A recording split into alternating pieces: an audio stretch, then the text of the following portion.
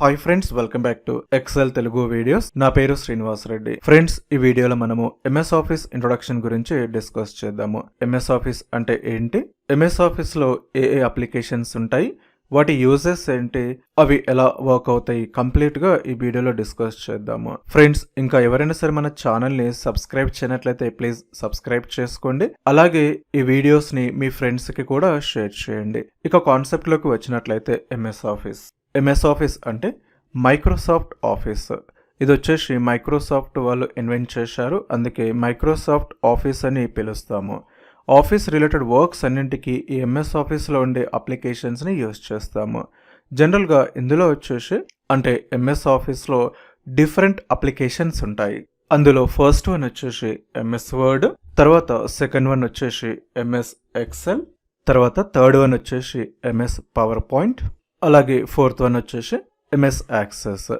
జనరల్గా మనము ఇవి ఎక్కువగా యూజ్ చేసే ఎంఎస్ ఆఫీస్ అప్లికేషన్స్ ఇవే కాకుండా Microsoft Teams, Microsoft Outlook, OneDrive, ఇలా different types of MS office applications కూడా ఉంటాయి.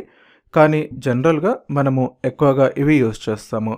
ఎంఎస్ ఆఫీస్లో MS word, MS Excel, MS power point, అలాగే ఎంఎస్ యాక్సెస్. ఒక్కొక్కటి ఒక్కొక్క పర్పస్ గురించి యూజ్ చేస్తాము. ఫర్ ఎగ్జాంపుల్, మీరు ఎంఎస్ వర్డే తీసుకుంటే ఇందులో వచ్చేసి ఎంఎస్ వర్డ్లో ఒక రెజ్యూమ్ ఎలా ప్రిపేర్ చేయాలి, అలాగే లెటర్స్ ఎలా క్రియేట్ చేయాలి, డాక్యుమెంటేషన్స్ ఎలా చేయాలి, లెటర్ హెడ్స్, అలాగే అప్లికేషన్ ఫామ్స్, ఇన్వాయిసెస్, సర్టిఫికేషన్స్ ఎలా డిజైన్ చేయాలి, ఇలా డిఫరెంట్ టైప్స్ ఆఫ్ డాక్యుమెంటేషన్స్ను ప్రిపేర్ చేసుకోవడానికి ఎంఎస్ వర్డ్ని యూజ్ చేస్తాము. అంటే సింపుల్గా చెప్పాలంటే టెక్స్ట్ రిలేటెడ్గా ఎలాంటి డాక్యుమెంట్ అయినా సరే ప్రిపేర్ చేసుకోవడానికి ఈ ఎంఎస్ వర్డ్ అనే అప్లికేషన్ని ఎంఎస్ ఆఫీస్లో యూజ్ చేస్తాము. తర్వాత నెక్స్ట్ ఎంఎస్ ఎక్సెల్కి వచ్చేసరికి ఇది చాలా ఇంపార్టెంట్.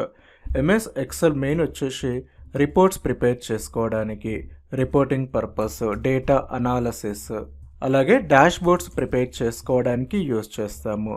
ఇందులో వచ్చేసి మనకు అటెండెన్స్ టేబుల్స్, సాలరీ రిపోర్ట్స్, అలాగే ఎంప్లాయీస్ రిలేటెడ్ డేటా కంప్లీట్గా మనకు ఎలా కావాలో అలాగా ఒక ట్యాబ్లర్ ఫార్మాట్ కావాలనుకుంటే ఎక్సెల్ని యూజ్ చేస్తాము. స్కూల్స్, కాలేజెస్, హాస్పిటల్స్, ఎక్కడైనా సరే డిఫరెంట్ ప్లేసెస్లో మనము ఎలాంటి రిపోర్ట్స్ ప్రిపేర్ చేసుకోవాలన్నా సరే ఎక్సెల్ని యూజ్ చేస్తాము.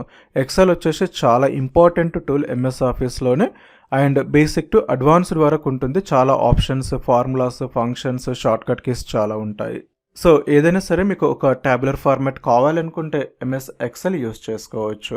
అలాగే పవర్ పాయింట్ వచ్చేసి మెయిన్లీ ప్రజెంటేషన్స్ పర్పస్, ప్రజెంటేషన్స్, అలాగే డిజైన్స్, అలాగే ఏదైనా ఒక టెంప్లెట్స్ ప్రిపేర్ చేసుకోవడానికి కూడా ఎంఎస్ పవర్ పాయింట్ని యూజ్ చేసుకోవచ్చు.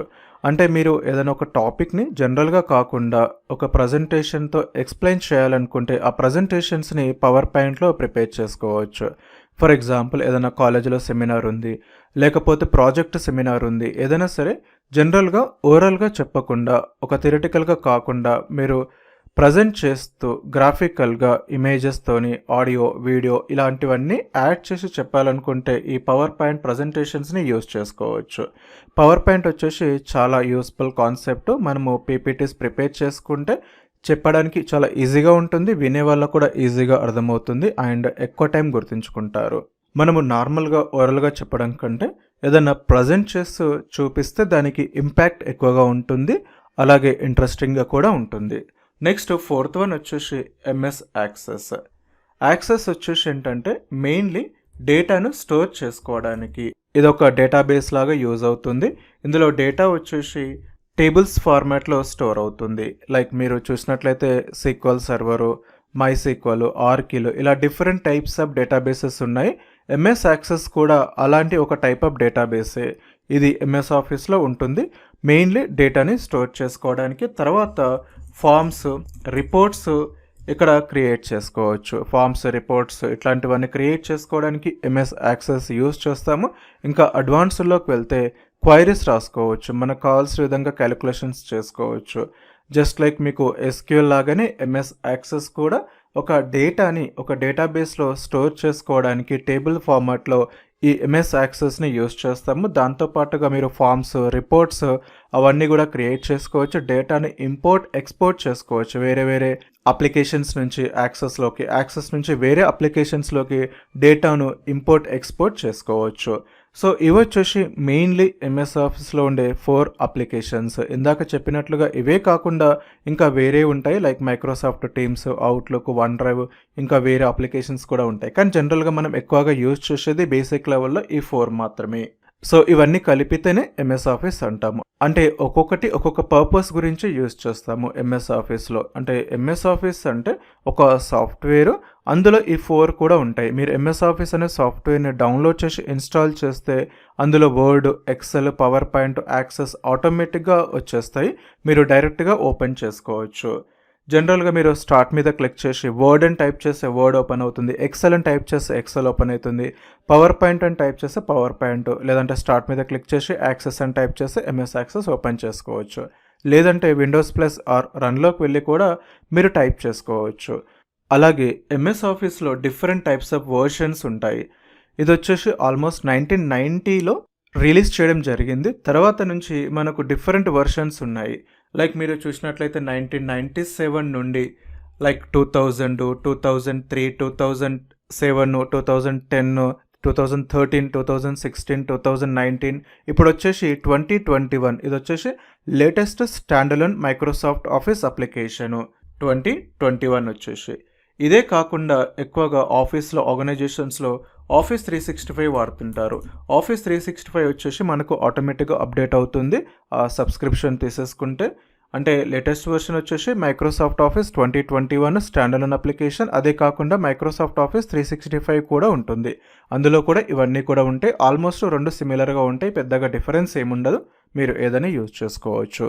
అలాగే ఒకవేళ మీరు వీటిని ఫైండ్ అవుట్ చేయాలి అనుకుంటే, అంటే ఆ ఫైల్ ఓపెన్ చేయకుండా మీరు ఆ ఫైల్ ఐకాన్ చూసి వాటిని ఫైండ్ అవుట్ చేయొచ్చు. లేదంటే వాటికి ఎక్స్టెన్షన్స్ కూడా ఉంటాయి. ఫర్ ఎగ్జాంపుల్ ఎంఎస్ వర్డ్ అనుకోండి, .docx. డిఓసి అంటే ఓల్డ్ వెర్షన్లో ఉంటుంది, లైక్ 2003 వరకు డిఓసి డాక్యుమెంట్. .docx లేటెస్ట్ వెర్షన్స్లో 2007-10 ఆన్వర్డ్స్ నుంచి .docx ఉంటుంది.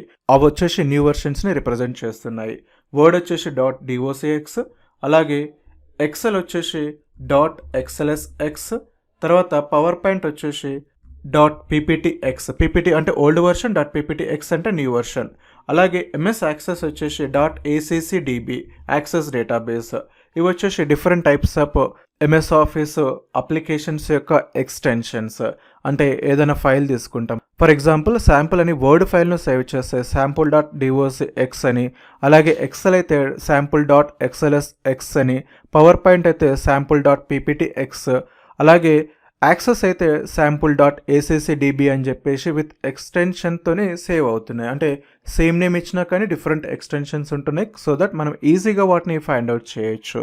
సో ఇవి వచ్చేసి ఎంఎస్ ఆఫీస్లో ఉండే అప్లికేషన్స్, వాటి యూజెస్ ఏంటి, ఎక్స్టెన్షన్స్ ఏంటి.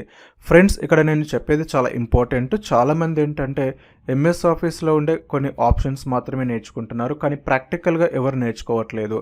అంటే ఒక ఎంఎస్ వర్డ్ తీసుకుంటే కంప్లీట్గా మనకు అందులో చాలా షార్ట్కట్ కీస్ ఉంటాయి, అవన్నీ నేర్చుకోవాలి. తర్వాత అందులో ఉండే ఆప్షన్స్ అన్నీ రావాలి. అలాగే ప్రాక్టికల్గా ఇందాక చెప్పినట్టుగా ఒక రెజ్యూమ్ ఎలా ప్రిపేర్ చేయాలి, letters, documentations, quotations, cards, designs, ఇవన్నీ కూడా మీరు ప్రాక్టికల్గా వచ్చినప్పుడే అప్పుడు ఎంఎస్ ఆఫీస్లో మీకు 100% నాలెడ్జ్ వచ్చినట్టు.